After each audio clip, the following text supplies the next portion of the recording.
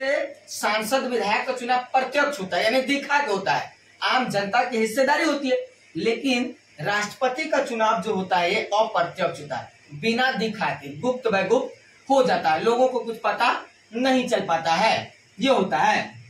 करा इसका अनुपातिक पद्धति, करा इस पद्धति द्वारा चुनाव में खड़े उम्मीदवार को वरीयता क्रम से वोट देने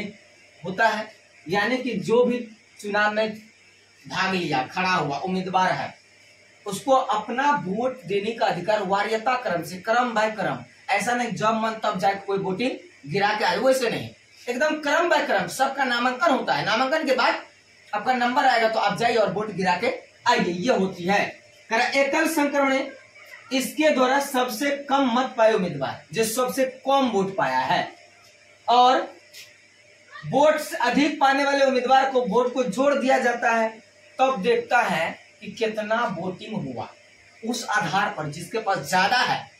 वह राष्ट्रपति और फिर उपराष्ट्रपति का भी चुनाव होता है। ऐसा नहीं उपराष्ट्रपति का अलग फिर चुनाव होता है,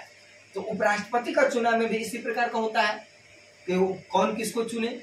तब जाकर के क्या होता है राष्ट्रपति और उपराष्ट्रपति का चुनाव होता है। हमने ये भी बताया कि उपराष्ट्रपति जो होगा राज्यसभा का पदेन अध्यक्ष होगा और जो पदेन अध्यक्ष होगा भारत के संविधान जो है यह मान्यता दिया है कि वह जो राज्यसभा का सांसद है और अर्थात वह सांसद जो पदेन अध्यक्ष है वह राष्ट्रपति का क्या होगा कार्यभार को देखेगा, अर्थात राष्ट्रपति कार्यभार को उपराष्ट्रपति ही देखेगा। राष्ट्रपति के मुख्यालय में केवल उपराष्ट्रपति और प्रधानमंत्री बिना अनुमति के जा सकते हैं और आवश्यकता पड़ने पर चीफ जस्टिस भी जा सकते हैं, जो कोर्ट के चीफ जस्टिस है वो जा सकते हैं। कहता कि प्रथम चरण की वरीयता जो प्रथम बार होती है, गिनती की बात यहाँ पर किया गया है। कह रहा कि जो राष्ट्रपति का जो चुनाव होता है उसमें प्रथम वरीयता, कह रहा इसमें उम्मीदवारों की पहली वरीयता सूची गिनी जाती है, तो उसमें कितना सूची आया, कितना वोट मिला यह देखा जाता है, ये उनके साथ होता है। उसके बाद आता है द्वितीय चरण, ठीक इसमें वही बात, इसमें द्वितीय चरण की बात आया तो द्वितीय मतगणना का लिस्ट देखा जाए कितना वोट पड़ा नहीं पड़ा। इसमें यह भी देखा जाता है